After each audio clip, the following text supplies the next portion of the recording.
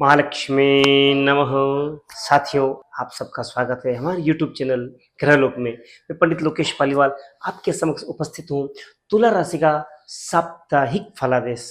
जी हाँ, यह 13 अक्टूबर से 19 अक्टूबर तक का है और विशेष बात यह है कि आपको अपने खर्च पर नियंत्रण रखना है और आपका जो थॉट्स है, आपकी जो थॉट्स है घूमने फिरने की, खाने पीने की, मौज मस्ती की, उनके ऊपर आप अंकुश रखें। बाकी कालांतर में आपको नुकसान की स्थिति बनेगी और आपकी क्रेडिट, आपका पैसा, आपकी गुडविल सब चीज़ प्रभावित रहेगी। तो इन चीज़ों से आप विशेष ध्यान रखें तो अच्छा रहेगा।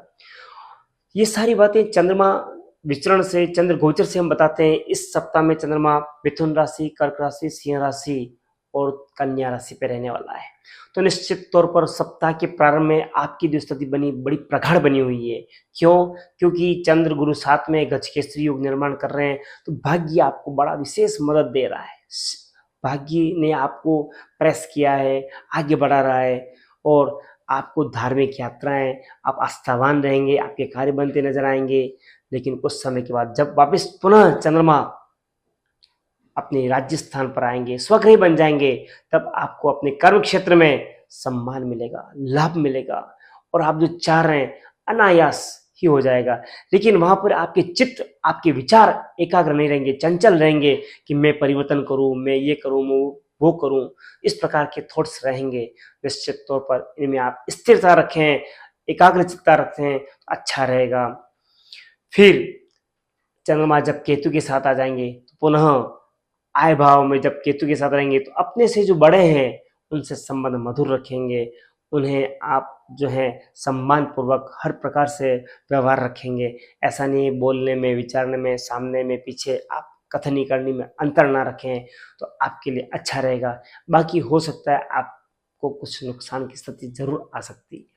फिर वापस पुनः चंद्रमा जब व्यय भाव में शुक्र के साथ आ जाएंगे, शुक्र वहां पर नीच के हैं और चंद्रमा साथ में आ जाएंगे, तो निश्चित तौर पर अपने मित्रों के साथ सैर सपाटे पे जाएंगे, व्यय का अंकुश रहना मुश्किल है। या घूमने फिरने जाएंगे, व्यय पर अंकुश रखना आपको आवश्यक रहेगा। लिमिटेड चीजें ही आप ग्रहण करें, लिमिटेड चीजें ही आप खरीदें तो अच्छा रहेगा। बाकी अपव्यय हो सकता है कपड़ों के ऊपर, घूमने फिरने के ऊपर और मौज मस्ती के ऊपर, तो इन चीजों के ऊपर आप विशेष ध्यान रखेंगे।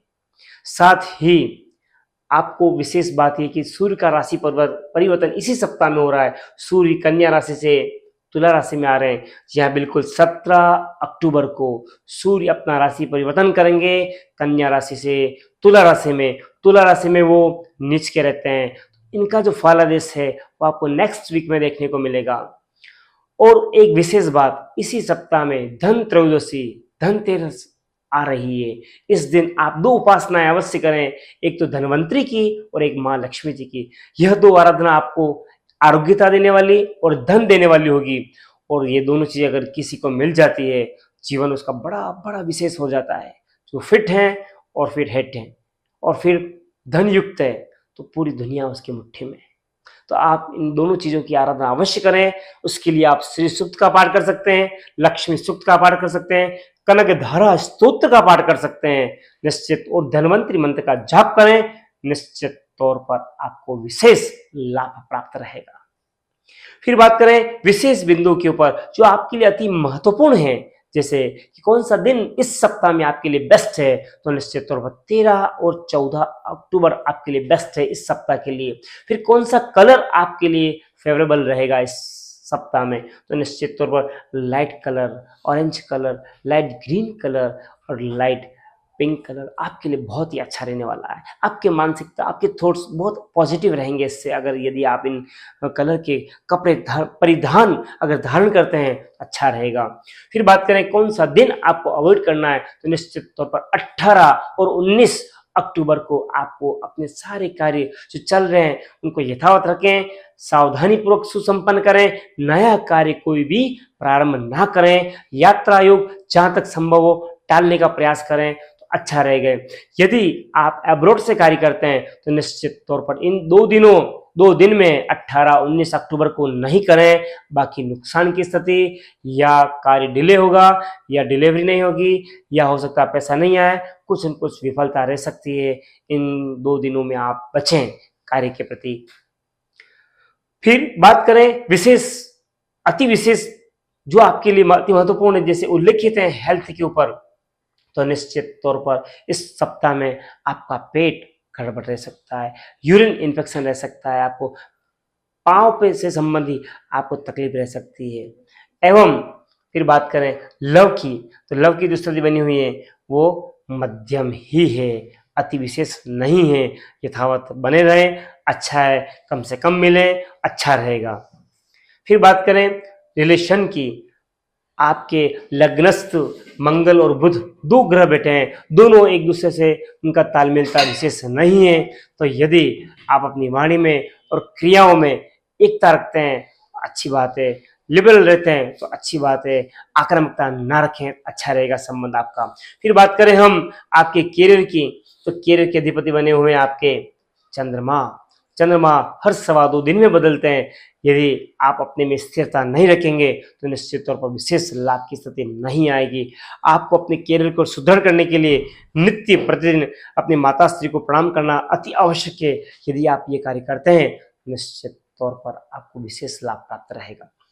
फिर बात करें स्टूडेंट, यदि आप स्टूडेंट हैं, राहु आपका पंचम स्थान में है, हालांकि बहुत ही शुभ है, और उसके अधिपति जो है पंचमेश जो है वो शनि है, त्रिक भाव में अर्थात रिपु स्थान पे, छठे स्थान पे गए हैं, तो ये आपको डिले करवाता है। आपके कार्य को आप दक्ष होते हुए, जानकार होते हुए, योग्य होते हुए कुछ चीज आपके कार्य देरी से बनेंगे, शीघ्र नहीं बनेंगे। फिर बात करें हम मैरिज की, तो मैरिज की स्थिति भी यथावत है, सामान्य बनी हुई है, विशेष नहीं है, विशेष प्रयासों से संभव है, अदरवाइज मुश्किल है। फिर बात करें ऐसा क्या उपाय करें जिससे हमारा सब प्रकार से कल्याण हो। भगवान गणेश जी की और महालक्ष्मी जी की आराधना, ये 2 आराधना आपको विशेष फलदायी है। उपाय अगर करना चाहें आप गाय को हरी घास दिलाएं और मंदिर में श्वेत मिष्ठान या खीर का भोग आप भोग लगा के भक्तों में बांटें। निश्चित तौर पर ये 2 उपाय आपको विशेष लाभ देने वाले होंगे। साथियों, मेरी बात यदि आपको अच्छी लगी हुई हो, मित्रों से, परिवारों से शेयर करें और लाइक करें, चैनल को सब्सक्राइब करें और कमेंट बॉक्स में महालक्ष्मी नमः अवश्य लिखें। धन्यवाद।